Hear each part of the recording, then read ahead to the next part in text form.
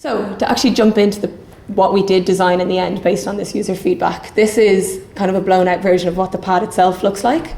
And so the idea is that the women will get raw materials themselves, be able to cut shapes like this out and sew their own pads. But basically just the kind of design breakdown of it is there's 3 layers. You can add more or less depending on preference. The top layer is a dry layer. So that's kind of just any knitted fabric we figured works for this. And it's basically, because of the way that it's knitted, it allows liquid to pass through quickly, but feel really dry against the skin. So that's the top layer. The second layer then is the absorbency layer. So this is kind of where all the liquid can gather and absorb, and you can add as many layers in there as you want. Some women might have a heavier flow, so then you can add more depending on your day, things like that.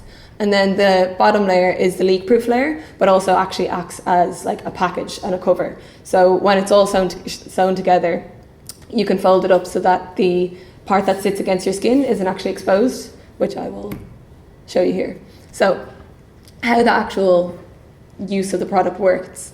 So as I mentioned, the design considerations that we kind of brought into this from all of our user feedback was touch no blood. So in this, there's specific parts where your hands go, and you don't actually have to touch the part that touches your skin. It's self-packages, so it closes up itself. It's not an internal product, and there's a way to wash it. So that kind of ticked all the boxes that we realised this is what we need for everyone to be able to use it. And so how it works is it comes actually self-contained, and then you take out one of the pads, which is closed. So that's the leak-proof layer on the outside. When you open it, you just have to turn the top half inside out, and then that fits into the gusset. So a gusset, for those who don't know, is a part of the women's underwear. So just on the bottom, there's an extra layer of fabric, which literally just built in for safety.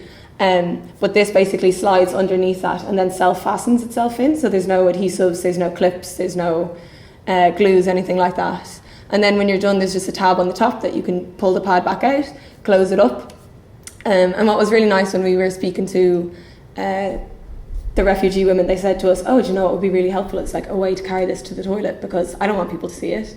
So then what we started doing was actually sewing pockets into the front of women's underwear so that you can go to the toilet with a clean one, switch it out and carry it back, and no one has to know what you're doing. And then, as the women said, there's no way of washing it, so why would we use this? We designed a washing device. So it's a shame I don't have any with me, sorry, actually, I've given them all away, so I need to make more, but it looks a bit like a water bottle.